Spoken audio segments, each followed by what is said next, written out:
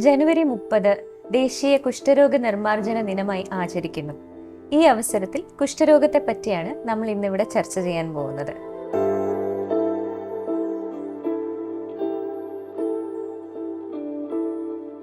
കുഷ്ഠരോഗം ഇപ്പോഴും ഉണ്ടോ എന്നായിരിക്കും പലരും കരുതുന്നത്, അല്ലെ? ഇതിനെപ്പറ്റി ഡോക്ടറുടെ അഭിപ്രായം എന്താണ്? പ്രാചീന കാലം മുതൽ നിലനിൽക്കുന്ന ഒരു വാക്കാണ് കുഷ്ഠരോഗം. നമ്മുടെ പല മതഗ്രന്ഥങ്ങളിൽ തന്നെയും ഇത് പ്രതിപാദിക്കപ്പെടുന്നുണ്ട്. അപ്പം അതുകൊണ്ട് തന്നെ പലരും വിചാരിക്കുന്നതെന്ന് വെച്ച് കഴിഞ്ഞാൽ ഇപ്പം ഈ അസുഖമുണ്ടോ, പണ്ടല്ലേ ഉണ്ടായിരുന്നത്. പിന്നെ 2005 ഇന്ത്യ കുഷ്ഠരോഗ വിമുക്തമായി എന്ന് പറഞ്ഞിട്ട്, അതായത് നമ്മൾ എലിമിനേഷൻ ആണ് നടത്തിയത് 2005. അപ്പം അത് കേൾക്കുമ്പോഴത്തേക്ക് നമ്മൾ ധരിക്കുന്നത് എന്താണെന്ന് വെച്ച് കഴിഞ്ഞാൽ ഇപ്പം ഇന്ത്യയിൽ കുഷ്ഠരോഗമില്ല. അപ്പം പക്ഷേ അതുകൊണ്ട് നമ്മൾ ശരിക്കും മീൻ ചെയ്യുന്നത് എന്താണെന്ന് വെച്ച് കഴിഞ്ഞാൽ നമ്മൾ ഈ കുഷ്ഠരോഗത്തിൻ്റെ കേസ് 10,000 പോപ്പുലേഷനെ എടുത്തു കഴിഞ്ഞാൽ അതിൽ ഒരാളിൽ താഴെ മാത്രമേ കണ്ടുപിടിക്കപ്പെടുന്നുള്ളൂ. അങ്ങനെ വരുന്നതിനാണ് നമ്മൾ ഈ എലിമിനേഷൻ കൊണ്ട് അർത്ഥമാക്കുന്നത്. അല്ലാതെ കുഷ്ഠരോഗം ഇല്ല എന്നോ നമ്മുടെ ഈ അസുഖം ഇപ്പോൾ അതിൻ്റെ ബുദ്ധിമുട്ടുകൾ ഇല്ല എന്നോ അതുകൊണ്ട് അർത്ഥമാക്കുന്നില്ല. പല സ്ഥലങ്ങളിലും ഇപ്പോഴും ആ ഒരു 10,000-1 എന്നുള്ള ആ ഒരു കണക്കിലും താഴെയാണ്, ചില സ്ഥലങ്ങൾ അതിന് മുകളിലുമാണ്. അതെ. ഇപ്പൊ കേരളത്തിലൊക്കെ ആണെങ്കിൽ വളരെ താഴെയാണ്. പക്ഷേ നമ്മളിപ്പം ഉത്തരാഞ്ചല്, ഛത്തീസ്ഗഡ് അങ്ങനെയുള്ള ചില പ്രദേശങ്ങളിലോ അല്ലെങ്കിൽ ആസാം പോലെയുള്ള ചില സംസ്ഥാനങ്ങളിലോ ഈ കുഷ്ഠരോഗത്തിന്റെ അളവ് 10,000-1 മുകളിലാണ്. മൊത്തം ഇന്ത്യ എടുക്കുമ്പോൾ എലിമിനേഷൻ അറ്റൈൻ ചെയ്തു എന്നേ ഉള്ളൂ. എന്തുകൊണ്ടാണ് ഡോക്ടർ നമുക്ക് കുഷ്ഠരോഗത്തിനെ കംപ്ലീറ്റ് ആയിട്ട് നിർമ്മാർജ്ജനം ചെയ്യാൻ സാധിക്കാത്തത്? എന്തുകൊണ്ടാണ് ഇപ്പോഴും? കുഷ്ഠരോഗം എന്ന് പറയുന്നത് മൈക്കോബാക്ടീരിയം ലെപ്രെ എന്ന് പറയുന്ന ഒരു ബാക്ടീരിയ കാരണം ഉണ്ടാകുന്ന അസുഖമാണ്. അപ്പം ഇത് ഒരാളിലേക്ക് കയറിക്കഴിഞ്ഞാൽ 5-7 വർഷം കഴിഞ്ഞിട്ടായിരിക്കും, അല്ലെങ്കിൽ ചിലരിലാണെങ്കിൽ 20 വർഷം കഴിഞ്ഞിട്ടായിരിക്കും അതിൻ്റെ രോഗലക്ഷണങ്ങൾ പുറത്തേക്ക് വരുന്നത്. അപ്പം ഈ അത്രയും കാല സമയത്ത് ഈ വ്യക്തിയിൽ നിന്ന് മറ്റൊരാൾക്ക് കുഷ്ഠരോഗത്തിൻ്റെ രോഗമാണ് പകരാം. പിന്നെ അപ്പം നമ്മൾ ഇപ്പോൾ കുഷ്ഠരോഗം ഒരാൾക്ക് ഉണ്ടോ എന്നുള്ളത് നേരത്തെ നമുക്ക് ബ്ലഡ് ടെസ്റ്റ് ചെയ്തോ ഒന്നും കണ്ടുപിടിക്കാനും പറ്റത്തില്ല. അപ്പം അതിന് എഫക്റ്റീവായ ടെസ്റ്റുകളില്ല. അപ്പം അങ്ങനെ കണ്ടുപിടിച്ചിരുന്നെങ്കിൽ തന്നെയും ഈ വ്യക്തിനെ നമുക്ക് സമൂഹത്തിൽ നിന്ന് മാറ്റി നിർത്താനും പറ്റത്തില്ല. കാരണം ഇപ്പോൾ 5 വർഷമോ 7 വർഷമോ ഒരാളെ നമുക്ക് ജയിലിൽ അടച്ചതുപോലെ വെക്കുന്നതിൽ അർത്ഥമില്ല. കാരണം ഈ വ്യക്തിയിൽ നിന്ന് മറ്റൊരാൾക്ക് രോഗം കിട്ടാനുള്ള സാധ്യതയും വളരെ കുറവാണ്. 5% താഴെ മാത്രമാണ് ഒരാൾക്ക് കുഷ്ഠരോഗം ഉള്ള ഒരാളിൽ നിന്ന് പുറത്തേക്ക് മറ്റൊരാൾക്ക് രോഗം ബാധിക്കുന്നത്. ഇപ്പൊ ഈ പറഞ്ഞല്ലോ 5% താഴെ മാത്രമാണ് അവന്റെ ഇൻഫെക്ടിവിറ്റി എന്ന് പറയുന്നത്. ഇത് ശരിക്കും പലരിലും ഉള്ള ഒരു സംശയമാണ്. അതായത് കുഷ്ഠരോഗത്തിനെ ചുറ്റിപ്പറ്റിയുള്ള ആ ഒരു സോഷ്യൽ സ്റ്റിഗ്മ വളരെ കൂടുതലാണ്. ഇപ്പം ഒരുമിച്ച് ഒരു വീട്ടിൽ താമസിച്ചത് കൊണ്ടോ അല്ലെങ്കിൽ ഒരുമിച്ചിരുന്ന് ഭക്ഷണം കഴിച്ചത് കൊണ്ടോ കുഷ്ഠരോഗം പകരുമോ എന്നുള്ളത്. അപ്പോൾ ഇതിൻ്റെ ആ ഒരു പകർച്ചാ സാധ്യതയെ പറ്റിയിട്ട് ഒന്ന് വിശദീകരിക്കാമോ? കുഷ്ഠരോഗം വായുവിലൂടെ പകരുന്ന അസുഖമാണ്. അതായത് ഇപ്പോൾ രോഗമുള്ളൊരു വ്യക്തി തുമ്മുകയോ ചുമയ്ക്കുകയോ ചെയ്യുമ്പോഴത്തേക്കും അവരുടെ ശരീരത്തിൽ നിന്ന് പുറത്തേക്ക് വഹിക്കുന്ന സ്രവം മറ്റൊരാൾ ശ്വസിക്കുകയാണെങ്കിലാണ് ആ വ്യക്തിക്ക് കിട്ടുന്നത്. പക്ഷേ നമ്മുടെ കൊറോണ വൈറസ് വന്ന കണക്ക്, അല്ലെങ്കിൽ ചിക്കൻ ബോക്സ് വരുന്ന കണക്ക്, അതായത് വീട്ടിൽ ഒരാൾക്ക് വന്നു കഴിഞ്ഞാൽ ആ കുടുംബത്തിലെ എല്ലാവർക്കും ഇപ്പോൾ ചിക്കൻ ബോക്സ് ആണെങ്കിൽ കുടുംബത്തിലുള്ള എല്ലാവർക്കും വരും. പക്ഷേ അങ്ങനെയല്ല നമ്മുടെ ലെപ്രസി വരുന്നത് അല്ലെങ്കിൽ കുഷ്ഠരോഗം വരുന്നത്. കുഷ്ഠരോഗം ഇപ്പോൾ ഞാൻ നേരത്തെ പറഞ്ഞ കണക്ക് ഇൻഫെക്ടിവിറ്റി വളരെ കുറവായതുകൊണ്ട് തന്നെ ഈ വ്യക്തിയുടെ കൂടെ താമസിക്കുന്ന എല്ലാവർക്കും രോഗം പകരണമെന്നില്ല. പിന്നെ ഇത് സ്പർശനത്തിലൂടെ പകരുന്ന ഒരു അസുഖവുമല്ല. അപ്പം അതാണ് നമുക്കിത് തൊലിപ്പുറമേ ഉള്ള അസുഖമായതുകൊണ്ട് നമ്മുടെ ധാരണ എന്ന് വെച്ച് കഴിഞ്ഞാൽ തൊട്ട് പകരുന്ന അസുഖമാണെന്നാണ്. അതുകൊണ്ട് തന്നെ വെള്ള നിറമുള്ള കലയുള്ള എന്ത് മനുഷ്യരെ തൊടാനും നമുക്ക് പേടിയാണ്. അവർക്കൊരു ഷേക്ക് ഹാൻഡ് കൊടുക്കാനോ അവരുടെ അടുത്തിരുന്ന് സംസാരിക്കാനോ അല്ലെങ്കിൽ ജോലി ചെയ്യാനോ താമസിക്കാനോ ആൾക്കാർ ഭയപ്പെടാറുണ്ട്. പക്ഷേ ഈ ശരീരത്തിലുണ്ടാകുന്ന വെളുപ്പ് നിറം പലപ്പോഴും കുഷ്ഠരോഗത്തിൻ്റെ ആയിരിക്കില്ല. അത് 1. 2, ഇനി ഇത് തൊട്ടു പകരാത്തത് കൊണ്ട് തന്നെ നമുക്ക് ഒരുമിച്ചിരുന്ന് ഭക്ഷണം കഴിക്കുന്നത് കൊണ്ടോ അല്ലെങ്കിൽ ആ വ്യക്തിയുടെ രോഗിയുടെ സാധനങ്ങൾ കൈകാര്യം ചെയ്യുന്നത് കൊണ്ടോ മറ്റൊരാൾക്ക് കുഷ്ഠരോഗം വരുന്നതേ ഇല്ല. വായുവിലൂടെ വളരെ അപൂർവമായിട്ട് ഒത്തിരി ബാക്ടീരിയൽ ലോഡുള്ള വ്യക്തിയുടെ കൂടെ ജീവിക്കുന്ന നിന്ന് മാത്രമാണ്, അത് വളരെ അപൂർവമായിട്ടുള്ള ഒരു ഇതിൽ മാത്രമാണ് സ്പർശനത്തിൽ കൂടെ പകരുന്നത്, അല്ലേ? അതെ. ഈ രോഗത്തിൻ്റെ ലക്ഷണങ്ങളെ പറ്റി ഒന്ന് വിശദീകരിക്കാം. എപ്പോഴാണ് ഒരു രോഗി തനിക്ക് കുഷ്ഠരോഗം ആണോ എന്ന് സംശയം തോന്നിക്കഴിഞ്ഞാൽ എങ്ങനെയാണ് ആ രോഗനിർണയം നടത്തുന്നതെന്നൊന്ന്?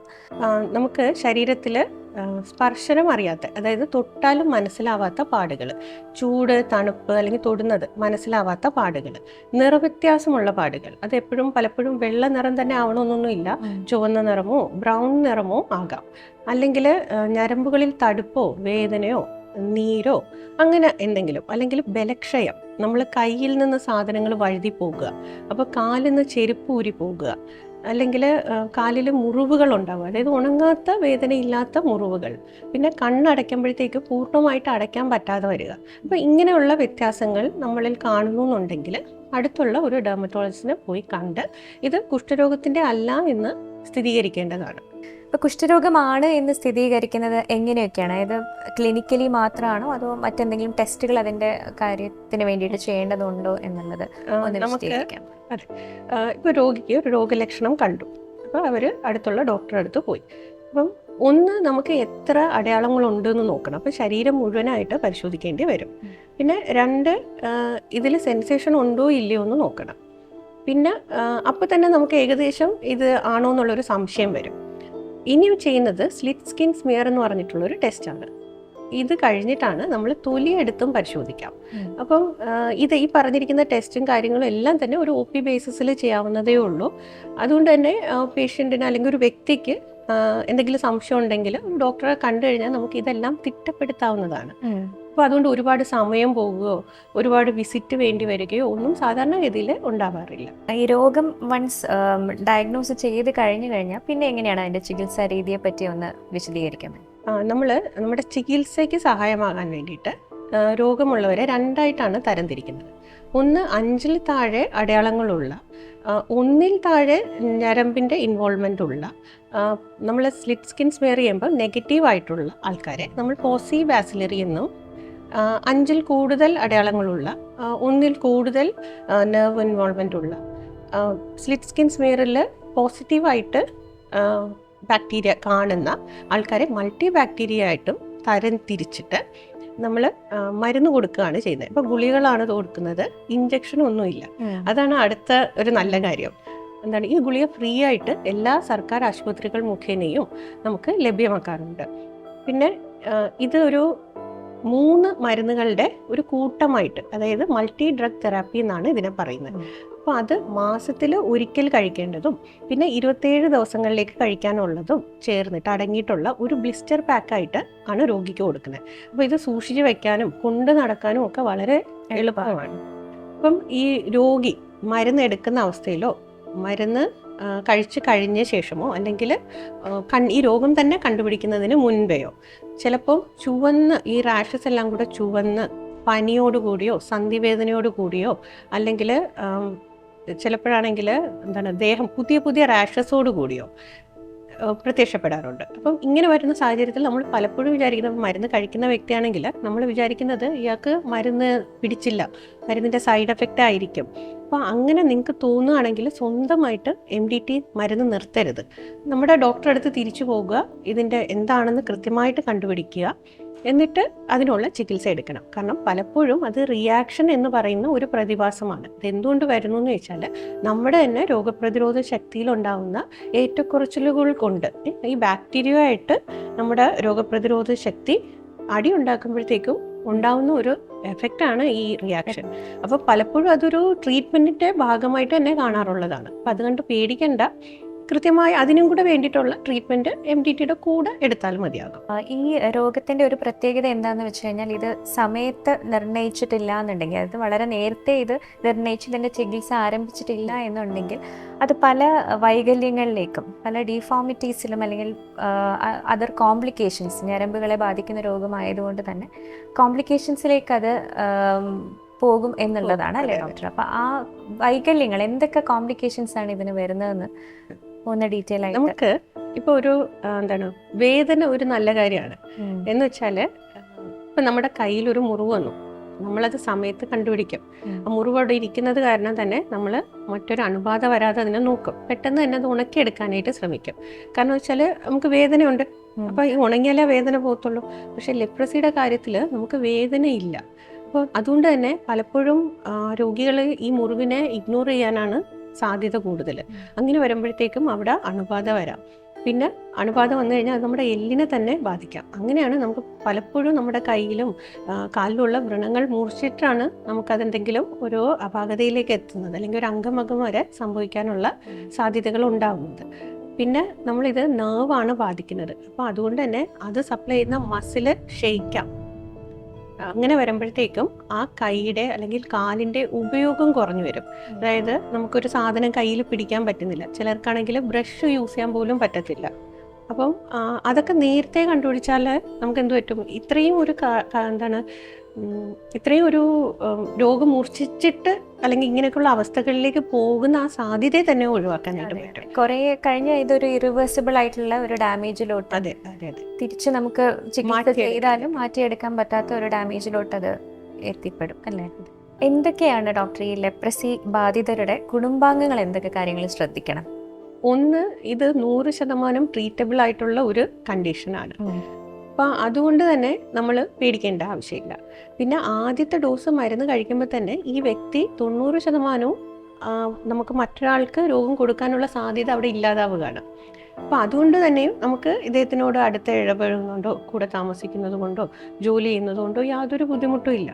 പിന്നെ ഇനി പകർന്നാൽ തന്നെയും നമുക്ക് ഇപ്പോഴത്തെ പുതിയ ഇതെന്ന് വെച്ച് കഴിഞ്ഞാൽ നമുക്ക് സിംഗിൾ ഡോസ് റിഫാംപസിൻ തെറാപ്പി ഉണ്ട്. അത് WHO നിർദ്ദേശിച്ചിട്ട് ഇന്ത്യയിലൊക്കെ നടന്നു വരുന്ന ഒരു കാര്യമാണ്. അപ്പോൾ ഈ വ്യക്തിയുമായിട്ട് 20 മണിക്കൂറിലേറെ ഒരു വീക്കിൽ അടുത്ത ഇടപഴകുന്ന ആളുകൾക്ക് നമുക്ക് അവരെ ഒരു കോണ്ടാക്റ്റായിട്ട് കരുതിയിട്ട് ഈ മരുന്ന് കൊടുക്കാവുന്നതാണ്. മാത്രമല്ല ഇങ്ങനെയുള്ള ഒരു രോഗിയോട് ചുറ്റുമുള്ള ആൾക്കാരിലേക്ക് നമുക്ക് തന്നെ അങ്ങോട്ട് ഇറങ്ങിച്ചെന്ന് അവരെ രോഗലക്ഷണങ്ങൾ ഉണ്ടോ എന്ന് പരിശോധിച്ച് മറ്റ് ജനങ്ങളെക്കാൾ മുന്നേ തന്നെ ഇവർക്ക് ട്രീറ്റ്മെൻറ്റ് കൊടുക്കാൻ പറ്റുന്ന ഒരു പോസിബിലിറ്റിയും കൂടെ ഉണ്ട്. അപ്പോൾ അതും നമുക്ക് പോസിറ്റീവായിട്ടാണ് എടുക്കേണ്ടത്. പിന്നെ ഇത് രോഗിയുടെ നമ്മൾ കുറച്ച് കാര്യങ്ങൾ ശ്രദ്ധിക്കണം. എന്ന് വെച്ചാൽ ആഹാരം, എന്ന് വെച്ചാൽ മാൽന്യൂട്രീഷനാണ് ഈ രോഗത്തിനെ വഷളാക്കുന്ന ഒരു ഘടകം. പിന്നെ അവരുടെ സ്ട്രെസ് ലെവൽ എപ്പോഴും കുറച്ച് വയ്ക്കണം. അത് നമ്മുടെ ഇമ്മ്യൂണിറ്റിനെ ബാധിക്കും. അപ്പം നമുക്ക് റിയാക്ഷൻ കൂട്ടാനൊക്കെ ഉള്ള സാഹചര്യങ്ങൾ ഉണ്ടാക്കും. വയസ്സായ ആളുകൾക്കും കൊച്ചുകുട്ടികൾക്കുമാണ് ഈ രോഗം പെട്ടെന്ന് പകർന്നു പിടിക്കുന്നതായിട്ട് കണ്ടിട്ടുള്ളത്. അവരുടെ ഇമ്മ്യൂണിറ്റിയിലുള്ള വ്യത്യാസം കൊണ്ടാകാം. അപ്പം നമ്മൾ ഇവരെയൊക്കെ കൂടുതൽ ശ്രദ്ധിക്കുക. വീട്ടിലുള്ള അംഗങ്ങളെ കൂടുതൽ ശ്രദ്ധിക്കുക. അവരുടെ ദേഹത്ത് എന്തെങ്കിലും വ്യത്യാസം ഉണ്ടോ എന്നുള്ളത് ശ്രദ്ധിക്കുക. എന്തെങ്കിലും ഉണ്ടെങ്കിൽ തന്നെ എത്രയും പെട്ടെന്ന് ട്രീറ്റ്മെൻറ്റ് എടുക്കുക. കുഷ്ഠരോഗത്തിനെ നമ്മൾ അത്രയും ഭയക്കേണ്ട ഒരു ആവശ്യം ഇല്ല അല്ലേ? നമ്മളത് കൃത്യമായ സമയത്ത് രോഗനിർണയം നടത്തി ചികിത്സ എടുക്കുകയാണെന്നുണ്ടെങ്കിൽ സങ്കീർണതകളൊന്നുമില്ലാതെ പൂർണ്ണമായും ചികിത്സിച്ച് ഭേദമാക്കാൻ സാധിക്കുന്ന ഒരു രോഗമാണ് കുഷ്ഠരോഗം. അപ്പോൾ കുഷ്ഠരോഗത്തെ പറ്റി നമ്മൾ ഇന്ന് ചർച്ച ചെയ്തു. കുഷ്ഠരോഗികളെ അകറ്റി നിർത്തേണ്ട ആവശ്യമില്ല. അവർക്ക് വേണ്ട സപ്പോർട്ട് കൊടുക്കുക, അവരെ ചേർത്ത് പിടിക്കുക. കുഷ്ഠരോഗം ഇല്ലാത്ത ഒരു നല്ല നാളേക്ക് വേണ്ടി നമുക്ക് ഏവർക്കും കാത്തിരിക്കാം.